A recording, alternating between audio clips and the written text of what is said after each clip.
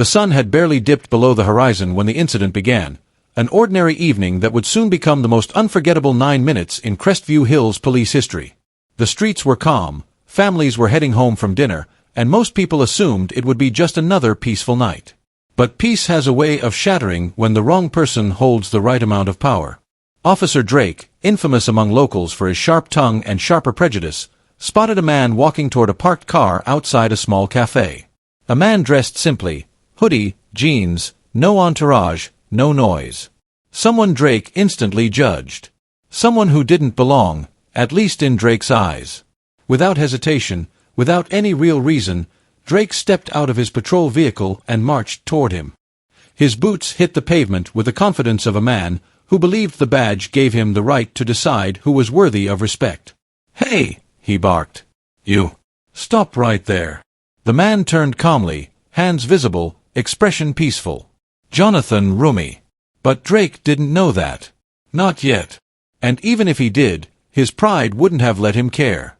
"What seems to be the issue, officer?" Jonathan asked, voice steady. Drake narrowed his eyes, scanning him up and down with open hostility. Not suspicion, hostility. "I'll tell you the issue," he growled. "People like you wandering around here after dark. This neighborhood isn't for everyone." A few bystanders paused mid-stride, sensing trouble. Phones subtly pointed in their direction. A mother pulled her kid closer. Something about the officer's tone. It wasn't right. Jonathan remained calm, even gentle. "I'm just heading to my car." "ID," Drake snapped. "No. And don't talk." Jonathan handed it over silently, but that wasn't good enough for Drake. He tossed the ID on the ground with a smirk, the ultimate gesture of disrespect. "You expect me to believe this? Who even are you?" he scoffed. Before Jonathan could respond, Drake grabbed him by the arm, twisted it behind his back, and slammed him against the hood of the police car. Hard. Gasps filled the air. Someone whispered, "Isn't that?" Someone else whispered back, "No way." Drake clicked the handcuffs aggressively, enjoying the power trip. "You don't belong here," he repeated. But in exactly 9 minutes, he would realize he had just handcuffed the one man who had the authority to end his career instantly. And when that moment came, it hit him harder than the slam he'd just delivered. Crestview Hills was the kind of town that liked to pretend it was perfect. Clean sidewalks, polite greetings, coffee shops filled with people who believed nothing bad ever really happened here. A quiet evening breeze drifted through the cafe district, carrying the warm smell of pastries and fresh brew. But beneath the calm surface, there were cracks created by people like Officer Drake. Drake wasn't new to the force. He'd been around long enough to earn a reputation, and none of it was good. He was the kind of cop who thought authority meant superiority. The kind who believed respect wasn't something you gave, it was something you demanded. The kind who looked at certain people and made instant, harsh assumptions. And tonight, he was bored. That boredom turned into trouble the moment he saw Jonathan Roumie step out of the cafe. Jonathan wasn't dressed like someone important. No expensive suit. No entourage.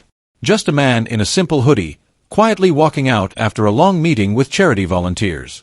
He had spent the last 3 hours discussing community programs, food drives, youth mentorship, police community relations, things that mattered deeply to him. But to Drake, he was just another face. Another person to interrogate. Another target for his inflated ego. Jonathan locked the cafe door behind him, smiling to himself as he replayed the evening's discussion.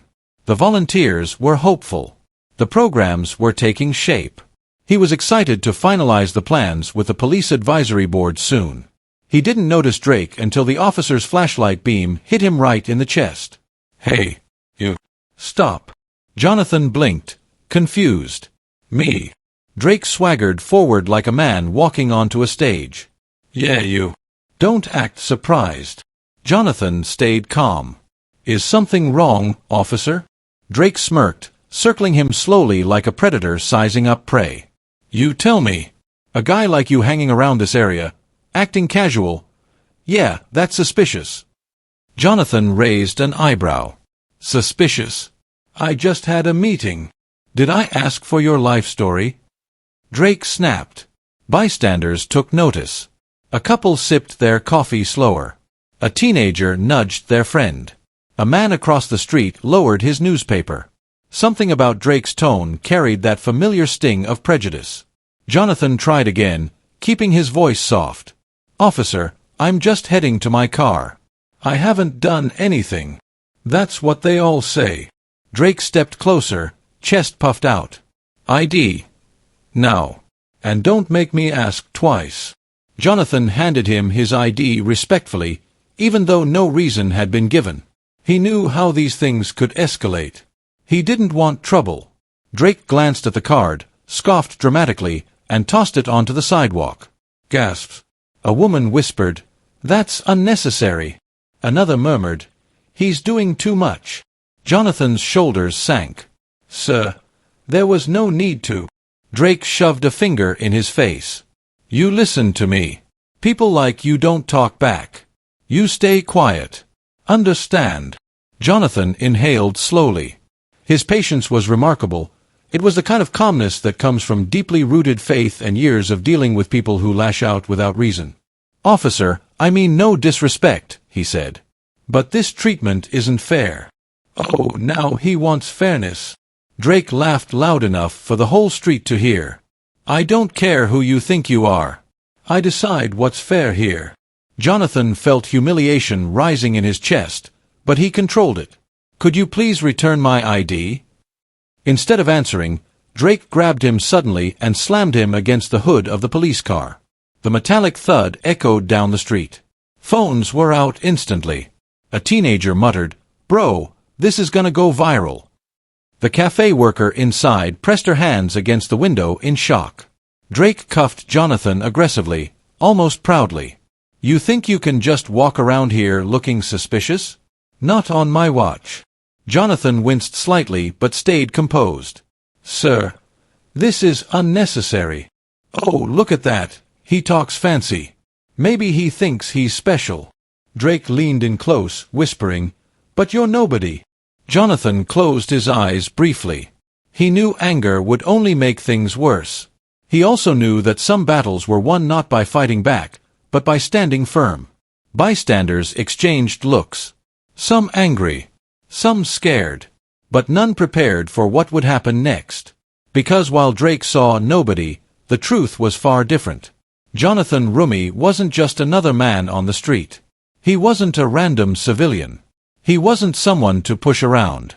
He was the newly appointed Public Relations Director and Community Advisor for the entire Crestview Hills Police Department, the man hired specifically to reform officers like Drake. But Drake didn't know that. Not yet. And in just a few minutes, that ignorance would become the biggest mistake of his career. Jonathan Roumie sat in the back of the police car, his hands cuffed tightly behind him, the cold metal pressing into his wrists. The door slammed shut with a harsh clang that echoed through the quiet evening. Outside, Officer Drake strutted around like a man who had just hunted a trophy. The arrogance was suffocating. Bystanders exchanged worried glances. A couple whispered heatedly. One young man held up his phone, recording everything, muttering, "He seriously messed with the wrong guy. He just doesn't know it yet." But Drake was immune to concern. He fed off the attention, puffing out his chest and adjusting his belt like a soldier returning from battle. "See," he announced proudly to the small crowd forming. "This is what happens when you walk around here acting suspicious." Someone finally spoke up. How was he suspicious? He literally walked out of a cafe. Drake shot the man a glare sharp enough to cut steel. "You questioning police work?" The man looked away, not wanting to escalate it. Drake smirked. He loved having the last word. Inside the car, Jonathan breathed slowly, trying to stay composed. He had dealt with moments like this before. Moments where authority was misused, where humility was mocked, where kindness was taken for weakness. But even then, this level of hostility felt different. Personal. Targeted. Jonathan looked out the window, watching the officer pace with his exaggerated swagger. "God," he whispered under his breath, "give me patience." Drake finally approached the car again, tapping the window with his flashlight.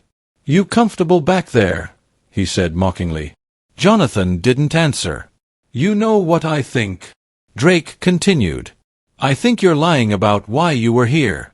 People like you." He paused, letting the insult hang in the air. "Always have an excuse." Jonathan met his eyes through the glass. Calm, steady, unwavering. "Officer Drake," he said slowly, "I've done nothing wrong." "Wrong?" Drake scoffed. "You think you decide what's wrong?" "I do. I'm the law here." Jonathan's jaw tightened.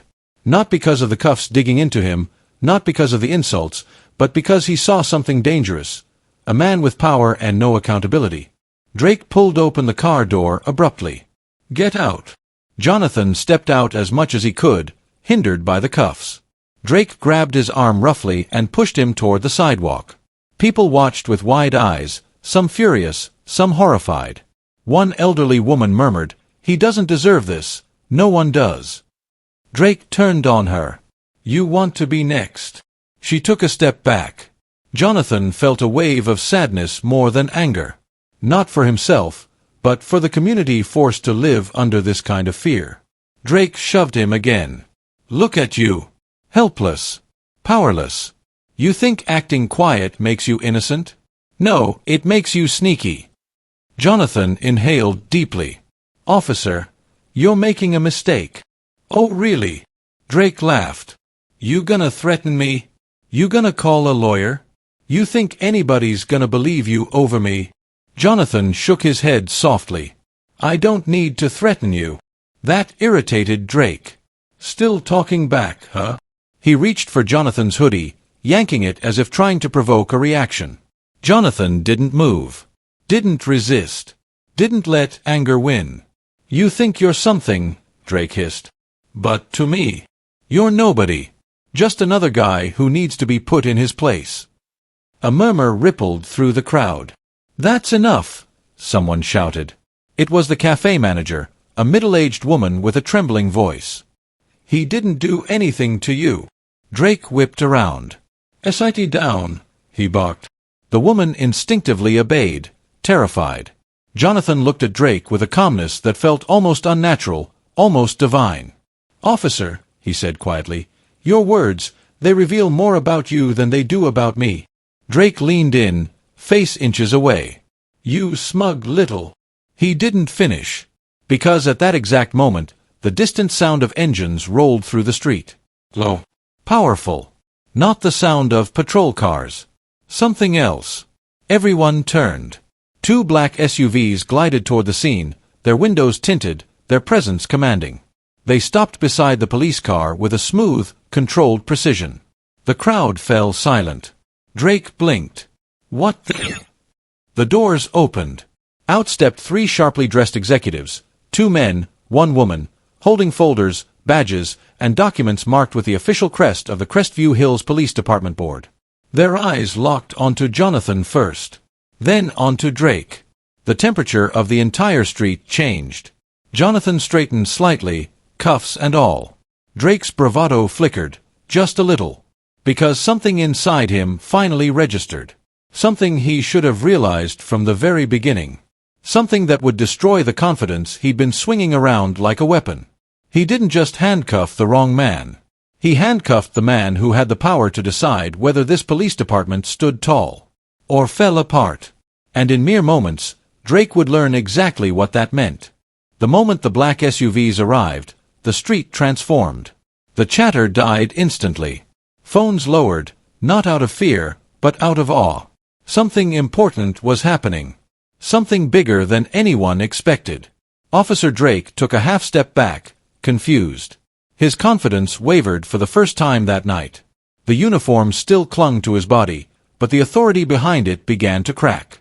The first executive stepped out, tall, composed, silver hair, wearing a navy suit that screamed leadership.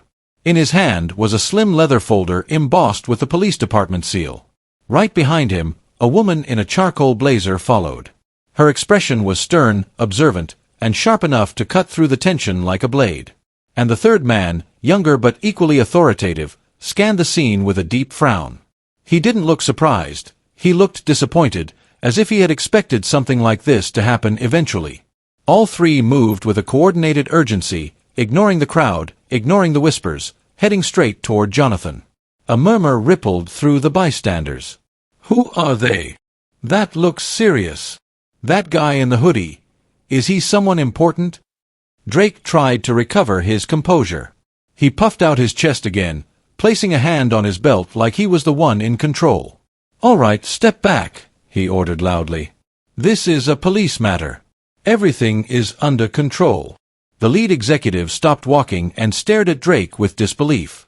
Under control, he repeated softly. His tone didn't sound impressed. It sounded furious. Drake swallowed hard. Something in that man's eyes unsettled him. The second executive spoke, voice cold. Officer Drake, remove the handcuffs. Immediately. Drake blinked. I can't do that, he stammered. The suspect was acting suspicious. He refused to cooperate and he was walking to his car, someone snapped from the crowd.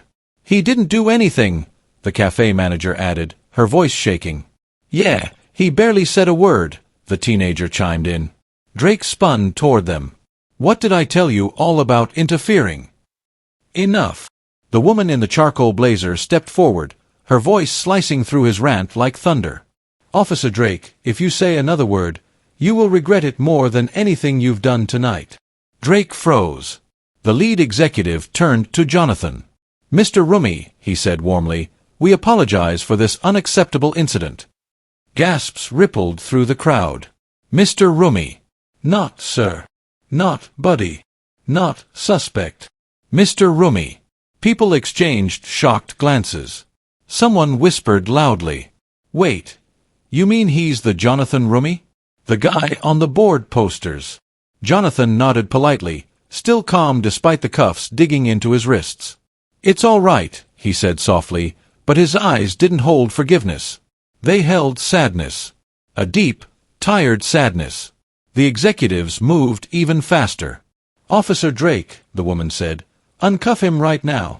Drake looked like a statue, frozen, pale, and panicking internally. He's on the advisory board, he stuttered. That's impossible. He doesn't look like. The younger executive stepped forward, fury blazing in his eyes. Finish that sentence, he dared. Go on. Show everyone exactly why we're here today.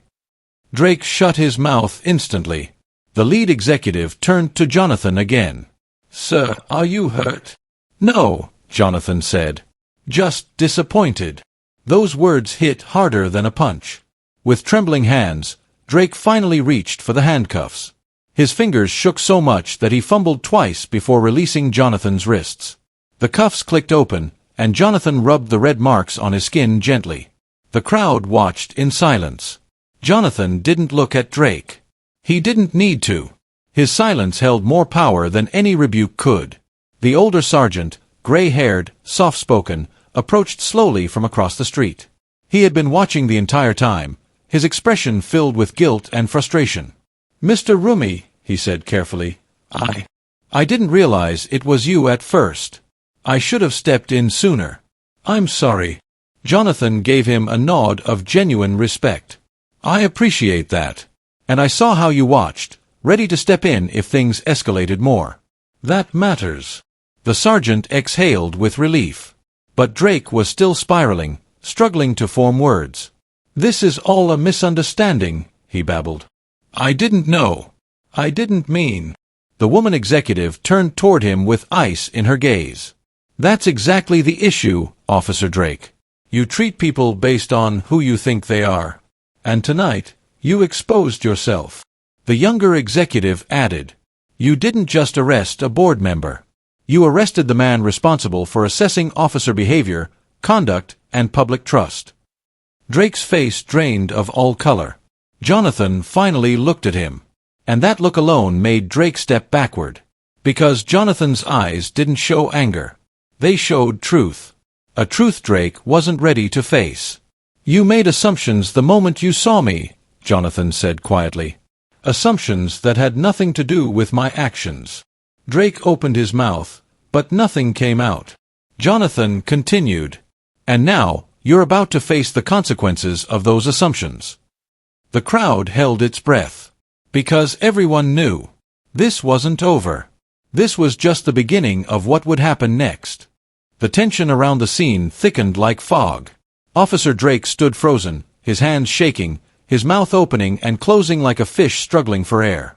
The crowd watched him with a mixture of disgust and disbelief. Moments ago, he was barking commands, throwing insults, flexing his authority. No. He looked like a child caught doing the very thing he denied ever doing. Jonathan stood calmly, the red marks from the cuffs still fresh on his wrists. His silence made the moment even more unbearable for Drake. There are some people whose words cut, and some whose silence devastates. Jonathan was the latter. The lead executive took a step forward, holding the leather folder. Inside was a document Drake had never expected, and never wanted, to see. "Officer Drake," the man said, voice controlled but icy, "allow us to formally introduce the man you assaulted, detained without cause, disrespected, and publicly humiliated." Drake's breathing sped up. His eyes darted between the executives and Jonathan, searching for some explanation, some escape, some loophole. There was none. The woman in the charcoal blazer opened the folder and pulled out a crisp document, sealed with an embossed gold emblem. "This," she stated, lifting it high enough for Drake to see, "is the official appointment certificate." Drake's lips trembled. "A appointment? For what?" The younger executive stepped in, his voice sharp. "For the position of Public Relations Director and Community Advisor for the Crestview Hills Police Department." A gasp swept through the crowd like a wave. People stepped closer, instinctively drawn to the unfolding drama. "One of the highest civilian positions connected to this department," the woman continued. "A position entrusted with the responsibility of training, evaluating, and shaping the behavior of officers, especially their conduct with the community." She lowered the certificate slowly, her eyes never leaving Drake's. "And you handcuffed him?" Drake staggered backward as if he'd been physically struck. No, this can't." His voice cracked. "I didn't know. He didn't tell me who he was." Jonathan finally spoke. "Why would he need to?" The entire street went silent. Jonathan's words hung in the air, heavy and painful. He didn't shout. He didn't accuse. He simply spoke the truth, and it hit harder than any courtroom verdict. Jonathan took one step closer, his presence calm but commanding. "You didn't ask because you didn't care," he said softly. "You judged me based on assumptions. On prejudice. On ego." Drake opened his mouth, to argue, to defend himself, but nothing came out. His excuses had died before they were born. Jonathan continued. "You saw a man in a hoodie and decided he didn't belong. You saw someone quiet and assumed he was weak. You saw a face you didn't recognize and believed it was beneath you." Drake swallowed hard, his Adam's apple bobbing like he was fighting tears or panic, maybe both. The older sergeant stepped forward now, voice firm but respectful. "Jonathan Roumie isn't just a board member," he explained to the crowd. "He was brought in to fix exactly this kind of behavior. To rebuild trust. To reform the system." Drake's knees wobbled. Jonathan watched him steadily. "This was supposed to be your chance," he said. "A fresh start. A new era of policing. An opportunity to prove that the badge stands for service, not superiority." The lead executive opened another folder, this one holding disciplinary documents. "This position gives Mr. Roumie the authority," he declared, "to review officer conduct, evaluate incidents, recommend suspensions." He paused. "And terminate officers whose behavior endangers public trust." Drake nearly collapsed. His voice came out in a choked whisper. "Please. I beg you. I didn't know. I swear, I didn't know." Jonathan's face softened, but only slightly. "Not knowing who someone is doesn't give you permission to mistreat them," he said gently. "Respect is something you owe to every single person. Not just the ones with titles." Drake broke down, tears gathering in the corners of his eyes. "I'm sorry," he whispered. "Please, don't fire me. Please." The executives looked at Jonathan, waiting. Because the decision now rested fully in his hands. The crowd held its breath. Jonathan took one long, contemplative breath. He wasn't thinking about revenge. He wasn't thinking about his power. He was thinking about what kind of example this moment would set. Finally, he spoke. I came here tonight to finalize the new training program, he said. But thanks to you, I now see the training needs to start sooner than expected. Drake flinched. Jonathan's next words were quiet, but devastating. And it starts with you. The crowd tensed. Because they knew what was coming. They just didn't know what Jonathan would choose. The precinct felt unusually still, as though every sound had been swallowed by the tension hanging in the air. Officers who just an hour earlier strutted confidently now stood frozen, watching the scene unfold with a mixture of dread and disbelief. The two officers who had handcuffed Jonathan Roumie, Taylor and Briggs, stood side by side, visibly shaking. Their badges seemed heavier than ever, no longer symbols of authority but reminders of the mistake that had shattered their careers in a matter of minutes. Chief Reynolds placed the file down on the conference table with deliberate calm. He didn't raise his voice. He didn't need to. The silence alone was punishment enough. Officers Taylor. Officer Briggs. He spoke slowly, his tone controlled, formal, and uncomfortably cold. You arrested a man without probable cause.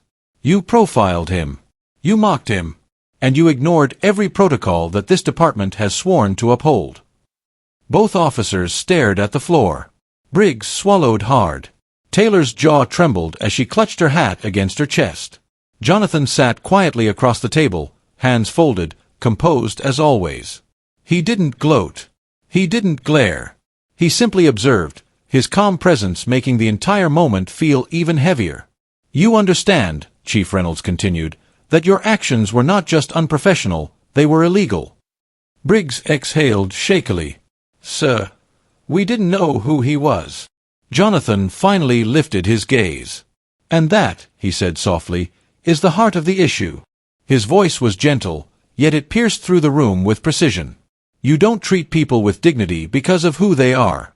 You treat them with dignity because of who you are supposed to be. Taylor's eyes filled with tears. She wasn't used to remorse. Arrogance had always been her shield. But right now, that shield shattered under the weight of truth. Jonathan leaned forward slightly. I'm not here today because of who I am publicly. I'm here because in 9 minutes, I learned who you are privately. Briggs shook his head, voice cracking. We were wrong, sir. We just made a mistake. Jonathan didn't let the moment slip by lightly. You didn't make a mistake. You made a choice. A mistake is tripping on a stair. A choice is pushing someone down it. Chief Reynolds closed the file. As of this moment, he announced with firm authority, you are both relieved of duty. Your badges, please. The words hit like a hammer. Briggs hesitated, hands trembling as he unclipped the badge he had worn for 12 years. Taylor broke into a sob, removing hers slowly, as though letting go of the last piece of pride she had left. They placed their badges on the table. And just like that, the authority they had abused was gone. The chief nodded toward the door. You are dismissed from this department effective immediately. The officers walked out, shoulders hunched, reputation shattered, surrounded by the silent stares of their colleagues. Doors closed behind them, loud finality. When they were gone, Chief Reynolds turned to Jonathan with genuine remorse in his expression. Mr. Roumie, I cannot express how deeply I regret what you experienced today. Jonathan shook his head gently. Chief, I came here to meet the youth program team. I wanted to support your department. I wanted to build bridges, not burn them. The chief's voice softened. You still can. If you're willing. A long moment passed. Jonathan stood slowly, smoothing the sleeves of his jacket. Accountability is necessary, he said. But so is healing. He walked to the window, watching the now quiet parking lot outside. The two officers who mistreated me today, they didn't just represent themselves. They represented this uniform. And if this uniform is going to mean something again, you must rebuild trust from the ground up. Chief Reynolds nodded. We will. And I would be honored if you helped us lead that effort. Jonathan exhaled calmly. I will. But not with anger. With truth. With compassion. And with change. A flicker of hope entered the chief's eyes. Thank you. Jonathan walked toward the exit, his steps quiet yet full of purpose. Officers parted respectfully, their expressions humbled. Just before he reached the door, the receptionist, who had defended him earlier, stood and bowed her head. "Sir, thank you for showing us what real strength looks like." Jonathan offered a small, warm smile. "Strength is not in power," he replied. "It's in how you use it."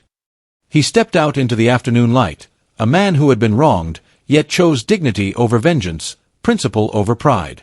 A lesson walked out with him, echoing through the precinct like a truth too loud to ignore. Respect is not a reaction, it's a decision. As the station doors slowly closed behind Jonathan Roumie, the echo of everything that had happened still lingered in the air like a heavy fog. Officers whispered among themselves, some ashamed, some stunned, and some deeply moved by the unexpected turn of events. The two officers who had spent the morning mocking, handcuffing, and humiliating him sat silently, stripped of their badges, their pride, and most painfully, their assumptions. Jonathan didn't walk out with anger. He didn't shout, he didn't boast, he didn't even look back with spite. Instead, he carried something far heavier and far more powerful: grace. Outside, the sunlight hit him as if welcoming him back into a world that he chose to see with compassion rather than bitterness. The chief of police walked with him, unable to hide the remorse in his voice. "Mr. Roumie, I've worked in law enforcement for 30 years, he said, lowering his head. "But today, I learned more from your silence than from any training manual." Jonathan placed a hand on the man's shoulder. "People don't need perfection from authority," he said gently. "Just humanity." The chief nodded slowly, swallowing hard as if Jonathan's words had reached a part of him he had long kept hidden. Inside the station, the officers who had watched everything unfold felt something shift within themselves. Some felt guilt for not stepping in. Others felt pride in how the truth finally emerged. And some, especially the younger officers, realized how easily a moment of bias could destroy a life, and how a moment of humility could rebuild one. Jonathan took a few steps onto the sidewalk, inhaling the cool air. A small group of bystanders who had seen the commotion earlier were still gathered. They expected him to lash out, to call for punishment, to show anger. Instead, he gave them a soft smile, waved politely, and walked past them with the same gentle calm he had arrived with. One of the bystanders murmured, "That's real strength, the kind that doesn't need to prove itself." Because that was the truth. Jonathan's power didn't come from fame, position, or wealth. It came from the peace inside him. He didn't need revenge. He didn't need validation. He didn't need to humiliate those who humiliated him. He simply needed to stand firm in what he believed, that respect should never depend on appearance, status, or assumptions. Back inside the station, the chief held a meeting that would become legendary in the department's history. Officers stood in a circle, silent, waiting. "We failed," he said plainly. "We judged a man not by who he was, but by who we assumed he was. And assumptions can destroy justice." He looked directly at the younger officers. "If you take anything from today, let it be this. Treat every person as if they were the most important person you'll ever meet. Because one day, they might be." Some officers nodded. Some wiped silent tears. But every single one of them walked away changed. The true moral. Respect isn't something you turn on for the powerful and off for the ordinary. Respect is a habit. Respect is a principle. Respect is a reflection of your character, not theirs. And Jonathan, he didn't walk away victorious because he exposed corruption. He walked away victorious because he chose mercy over anger, wisdom over pride, and compassion over cruelty. That is what made him the strongest person in the room, even with handcuffs on. That is what made the chief fire officers who thought authority gave them permission to degrade others. That is what made the entire police station rethink their values. And that is what makes this story more than a dramatic moment. It makes it a reminder we all need. Never judge someone by their clothes, their skin, their silence, or your assumptions. Judge them by their heart, or better yet, don't judge them at all. Because one day, the person you look down on may be the one who lifts you up, or the one who decides your fate.